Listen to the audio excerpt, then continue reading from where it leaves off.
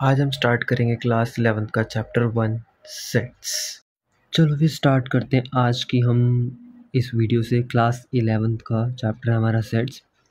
तो जिसकी जो हमारा जो फर्स्ट टॉपिक है वो सेट्स की जो हमारी फर्स्ट एक्सरसाइज है, इंट्रोडक्शन पार्ट, जिसमें हम सारे सेट्स के बेसिक कंसेप्ट्स को समझेंगे एग्जांपल्स के थ्रू। तो चलो देखो, हमने लिखा व्हाट इज सेट। सबसे पहला हमारा कंसेप्ट है what is set, right. Set क्या है, सेट को समझो। सेट क्या है? Set is a well defined collection of object. मैंने स्पेशली कुछ मेन वर्ड्स हाईलाइट करे। सेट क्या है? सेट एक वेल डिफाइंड कलेक्शन है, ऑब्जेक्ट्स का वेल डिफाइंड कलेक्शन है। कैसे? फॉर एग्जाम्पल, वेल डिफाइंड का मतलब क्या है? पहले वेल डिफाइंड का मतलब समझो। सेट क्या है? कुछ ऑब्जेक्ट्स की कलेक्शन का वेल डिफाइंड है। Set is a collection of well defined collection of object. What is well defined? देखो मैंने एक चीज़ लिखी है, वेल डिफाइंड। वेल डिफाइंड का मतलब होता है ऐसी कलेक्शन, कोई भी कलेक्शन को मैं वेल डिफाइंड तभी बोलूँगा if it is not change from person to person. कि अगर जो ओपिनियन मेरा है वही दूसरे का होना चाहिए, person to person opinion change नहीं होना चाहिए। एग्जाम्पल, हमारा पहला एग्जाम्पल क्या है? देखो हमने लिखा collection of natural number less than 5।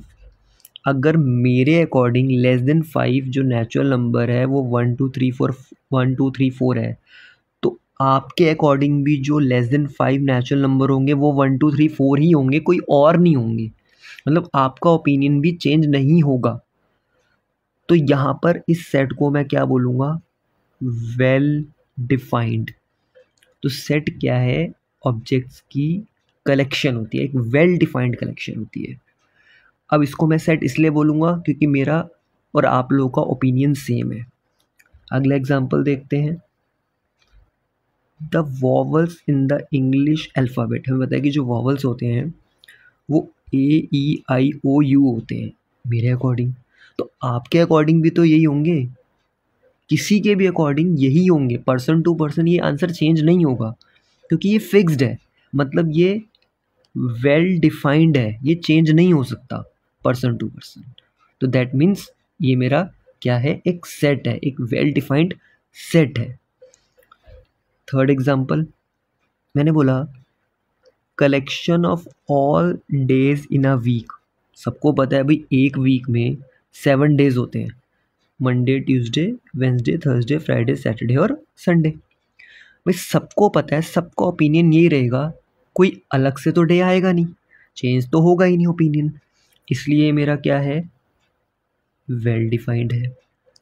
Fourth example देखो, collection of handsome boys in class 11th। अब यहाँ पे समझो भाई, मेरे अकॉर्डिंग जो हैंडसम जो स्मार्ट बॉयज़ हैं वो कोई और है, और हो सकता है आपके अकॉर्डिंग वो कोई और हो। तो यहाँ पे हमारा ओपिनियन मैच नहीं करेगा, यहाँ पे हमारा opinion person to person same नहीं होगा, चेंज हो जाएगा। क्योंकि यहाँ सबका अपना अपना ओपिनियन होगा। मेरे अकॉर्डिंग हैंडसम बॉयज़ कोई और होंगे, आपके अकॉर्डिंग कोई और होंगे। तो it is not well defined. तो ये मेरा सेट नहीं है। सेट तभी होगा जब वो वेल डिफाइंड होना चाहिए। कोई भी ऑब्जेक्ट्स की कलेक्शन को सेट मैं तभी बोलूँगा जब वो वेल डिफाइंड होगा। वेल डिफाइंड मीन्स जब उसका opinion person to person change नहीं होगा। एक और एग्जांपल लेते हैं, कलेक्शन ऑफ फेवरेट हीरोज़। भाई मेरे अकॉर्डिंग फेवरेट हीरो कोई और होगा, आपके अकॉर्डिंग कोई और होगा। तो यहाँ पर्सन टू पर्सन चेंज हो गया, मतलब it is not well defined. तो ये सेट नहीं है। तो सेट क्या है? It is a well defined collection of objects. ये वेल डिफाइंड है कलेक्शंस का, ठीक है। तो कलेक्शन ऑफ नेचुरल नंबर मेरे अकॉर्डिंग आपके अकॉर्डिंग सेम रहेगा। तो जो चीज़ पर्सन टू पर्सन जिसका ओपिनियन चेंज नहीं हो रहा, फिक्स्ड है, चेंज हो ही नहीं सकता, वो मेरा वेल डिफाइंड है।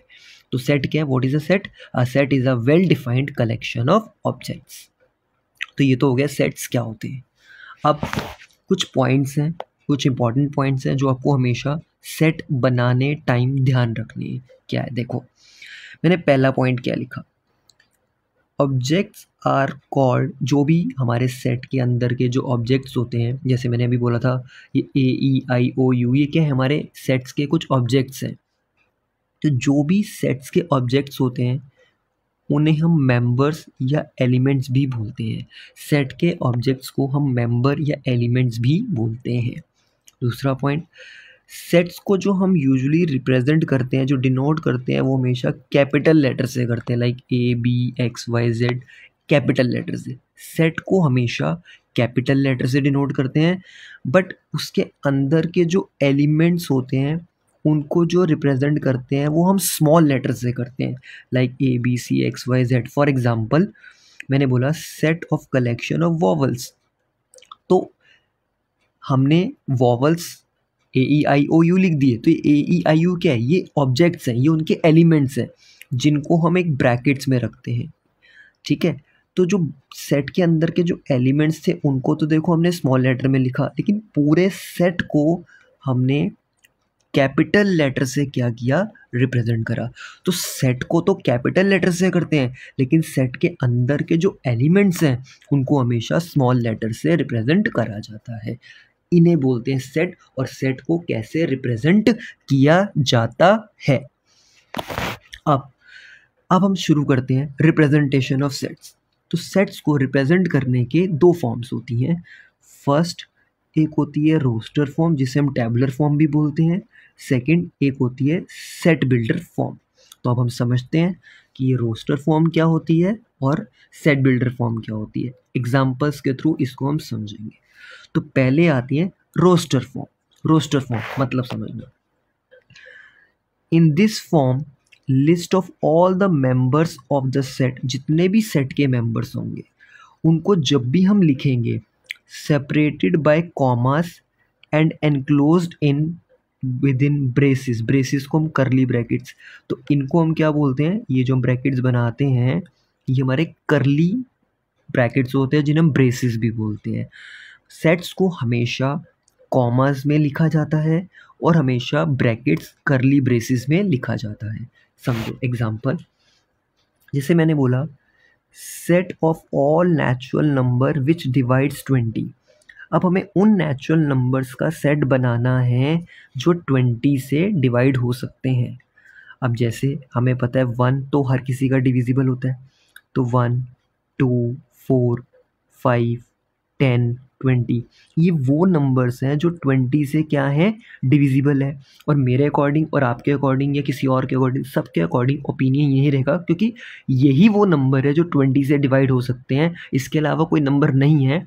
तो पर्सन टू पर्सन यहाँ पे ओपिनियन चेंज नहीं होगा। इसका मतलब ये मेरा एक वेल डिफाइंड सेट है। तो मैंने इसको देखो कैपिटल लेटर से S से रिप्रेजेंट किया, करली ब्रैकेट्स में यूज़ किया, और हर एलिमेंट को मैंने कॉमास में रिप्रेजेंट किया। ये जो अंदर 1 2 3 है क्या है, इनके ऑब्जेक्ट्स मतलब मेंबर्स मतलब एलिमेंट्स। तो ऐसे हम सेट्स को रिप्रेजेंट करते हैं, इसे बोलते हैं हम रोस्टर फॉर्म। रोस्टर फॉर्म मतलब ऐसे करली ब्रेसिस में करना होता है, और हर एलिमेंट को उनके कॉमास से हम क्या करते हैं, उनको रिप्रेजेंट करते हैं। अब चलते हैं हम एक और एग्जाम्पल पे। कहता है जितने भी देखो रोस्टर फॉर्म्स होती है ना, रोस्टर फॉर्म के जितने भी एलिमेंट होते हैं, सबसे important point, should not be repeat का मतलब जैसे मैं बोलूँ एक सेट है, set of letter forming the word school, मुझे एक स्कूल को एक रोस्टर फॉर्म में रिप्रेजेंट करना है। तो मैं क्या करूँगा, मैंने कैपिटल लेटर लिया A, करली ब्रेसेस लिए, तो मैंने स्कूल को लिखा, S लिखा, C लिखा, H लिखा, O लिखा, L लिखा, राइट। अब ये चीज़ें लिखने के बाद ध्यान से देखो, इसमें O 2 बार आ रहा था, स्कूल में O आता है, लेकिन हमने कितनी बार लिखा, एक। मतलब जब भी हम किसी रोस्टर फॉर्म में सेट को रिप्रेजेंट करते हैं तो सारे एलिमेंट्स को वन टाइम लिखते हैं। अगर कोई एलिमेंट 2 बार आ रहा है तो हम उसको रिपीट नहीं करते, हम उसको एक ही बार लिखेंगे। अगला point, we can write set in any order. हम सेट को किसी भी ऑर्डर में लिख सकते हैं, मतलब सेट के अंदर के एलिमेंट्स को किसी भी ऑर्डर में लिख सकते हैं। जैसे मैंने स्कूल को ऑर्डर में लिखा, आप इस स्कूल को आगे पीछे भी लिख सकते हो, मतलब उसके एलिमेंट्स को आगे पीछे भी लिख सकते हो। मतलब ऑर्डर मैटर नहीं करता, सेट्स में ऑर्डर मैटर नहीं करता, बट मैटर सिर्फ इतना करता है, करली ब्रेसिस में लिखना होता है, कॉमास में लिखना होता है, और कोई भी एलिमेंट रिपीट नहीं लिखना होता जब हम रोस्टर फॉर्म में रिप्रेजेंट करते हैं। तो ऐसे हम सेट्स को रोस्टर फॉर्म में रिप्रेजेंट करते हैं। तो देखो ये जो चैप्टर है ना, थोड़ा लेंदी भी है, इजी है, लेकिन आपके लिए नया कंसेप्ट है तो शुरू शुरू में टाइम भी लगेगा। तो 2-3 बार इसको समझना, फिर साथ साथ अपनी एक्सरसाइज के क्वेश्चंस ट्राई करना, आराम से ईजिली हो जाएंगे। मैं आपको पहले कंसेप्ट समझाऊंगा कि जो हमारी फर्स्ट एक्सरसाइज है उस पर हमारे पास क्या क्या कंसेप्ट यूज़ हो रहे हैं, उन कंसेप्ट को यूज़ करके हम क्वेश्चंस को कैसे कवर अप करेंगे। नाउ अगली जो हमारी फॉर्म है वो है सेट बिल्डर फॉर्म। जैसे पहले हमने क्या पढ़ी, रोस्टर फॉर्म, अब पढ़ेंगे हम सेट बिल्डर फॉर्म। तो कह रहे in this form we can write a variable से x representing any member of the set followed by a statement or a property which must satisfied by each member of the set। चलो इसको example से समझते हैं। Set builder form में जब भी हम रिप्रेजेंट करते हैं तो एक तो हम किसी वेरिएबल से लाइक एक्स से रिप्रेजेंट करते हैं, मतलब हम सेट के जो मेंबर को है ना वो किसी स्टेटमेंट या किसी ऐसी प्रॉपर्टी से रिप्रेजेंट करते हैं जो हर मेंबर को सेटिस्फाइड करती है। मतलब कि जितने भी मेंबर होंगे ना वो उस प्रॉपर्टी को सेटिस्फाइड करेंगे। कैसे, एग्जाम्पल के थ्रू समझते हैं, बिना एग्जाम्पल के नहीं समझ आएगा। जैसे हमने बोला सेट्स ऑफ वॉवल्स, राइट, ये तो हमने क्या लिया, वी, कैपिटल वी लिया, इसको करली ब्रेसिस में हमने क्या लिखा, एक्स, एक एक्स सिंबल है, एक एक्स से रिप्रेजेंट कर रहे हैं, सच दैट, ये जो डॉट्स होते हैं ना डॉट्स, इसको हम क्या बोलते हैं, such that x is a vowel in the English alphabet. मतलब ये एक्स के अंदर सब कुछ क्या आएगा, वॉवल्स। मतलब ये जो एक्स है ना यहाँ पर वो वॉवल्स को रिप्रेजेंट करता है, वो इंग्लिश के अल्फ़ाबेट के वॉवल्स को रिप्रेजेंट करता है। मतलब एक स्टेटमेंट फॉर्म में लिखना, एक प्रॉपर्टी की फॉर्म में लिखना। रोस्टर फॉर्म में स्टेटमेंट फॉर्म में नहीं लिखते, एलिमेंट्स की फॉर्म में उनको कॉमा से रिप्रेजेंट किया जाता है, लेकिन यहाँ पे उनको स्टेटमेंट्स में लिखा जाता है। एक्स क्या है, मतलब इस एक्स के अंदर सारे क्या हैं, वॉवल्स है। ये जो एक्स है वो क्या रिप्रेजेंट करता है, वो वॉवल्स को करता है। इसका मतलब इसके अंदर सारे क्या हैं, वॉवल्स होंगे और कोई अदर एलिमेंट नहीं होगा। तो हमने उसको एक प्रॉपर्टी से रिप्रेजेंट कर दिया कि हाँ भाई यहाँ पे एक सिंगल एलिमेंट है एक्स, इस एक्स के अंदर सारे इंग्लिश अल्फ़ाबेट के वॉवल्स आते हैं। तो जैसे एक और example, x such that x is a natural number which divides 20। मतलब इस x के अंदर वही नंबर आएंगे जो सिर्फ 20 से डिवाइड होंगे। इस x के अंदर वही नेचुरल नंबर आएंगे जो सिर्फ 20 से डिवाइड होंगे, उसके अलावा इसके अंदर कोई नंबर नहीं आएगा। तो हमने एक रिप्रेजेंट कर दिया, एक सेट को हमने एक प्रॉपर्टी से, एक स्टेटमेंट से क्या कर दिया, रिप्रेजेंट कर दिया। हमें इतने सारे नंबर लिखने की ज़रूरत नहीं थी, हमें एक ही बार में बता दिया भी इसके अंदर ये सारी चीज़ें आएंगी, इसके अलावा इसके अंदर और कुछ नहीं आएगा। ये होती है सेट बिल्डर फॉर्म। बाकी जैसे जैसे देखो आप क्वेश्चंस करोगे, प्रैक्टिस करोगे तो आपको चीज़ें क्लियर होंगी। तो रोस्टर फॉर्म में हमेशा करली ब्रेसेस कॉमास में लिखते हैं, इसमें उसको हम स्टेटमेंट से रिप्रेजेंट करते हैं, उनको उनकी प्रॉपर्टी से। ऐसी प्रॉपर्टी बनाओ जो हर एलिमेंट को सेटिस्फाइड करे, ऐसी प्रॉपर्टी, ऐसी स्टेटमेंट लिखो जो हर एलिमेंट के सेट के हर एलिमेंट को सेटिस्फाइड करे। अब कुछ और चीज़ें समझते हैं, कुछ सिंबल्स और उनके मीनिंग्स के बारे में समझते हैं। फर्स्ट, यहाँ पे जो मैंने ई लिखा है ना, ये ई बिलोंग, ई का मतलब होता है बिलोंग्स टू। एक होता है बिलोंग्स टू, एक होता है नॉट बिलोंग्स टू। जैसे मैंने बोला if A is an element of set ए, एक ए एक एलिमेंट है जो सेट ए का एलिमेंट है, इसका मतलब हो गया वी कैन से जो ए है ना, ये जो स्मॉल ए है, ये जो एलिमेंट है, ये इस सेट का एलिमेंट है, तो ये इसको बिलोंग करता है। तो इसको मैं रिप्रेजेंट कैसे करूँगा, A belongs to A, capital A. ये जो ए एलिमेंट है वो इस कैपिटल ए को बिलोंग करता है, मतलब वो इसके अंदर एलिमेंट, इसका एलिमेंट है। अब जैसे मैं बोलूँ, एक मैंने सेट बनाया वॉवल्स का, ए ई आई ओ यू, इसके अंदर ये जो ए है, ये इस सेट एस का भी क्या है, मेंबर है, तो ये इसको भी बिलोंग करता है। अब इस सेट के अंदर आई भी आ रहा है, तो ये आई भी इस सेट एस का क्या है, मेंबर है, तो ये आई भी इस सेट को क्या करता है, बिलोंग करता है। मतलब अगर कोई एलिमेंट उस सेट के अंदर है तो मतलब वो उस सेट को बिलोंग करता है, तो ये बिलोंग्स टू का मतलब होता है।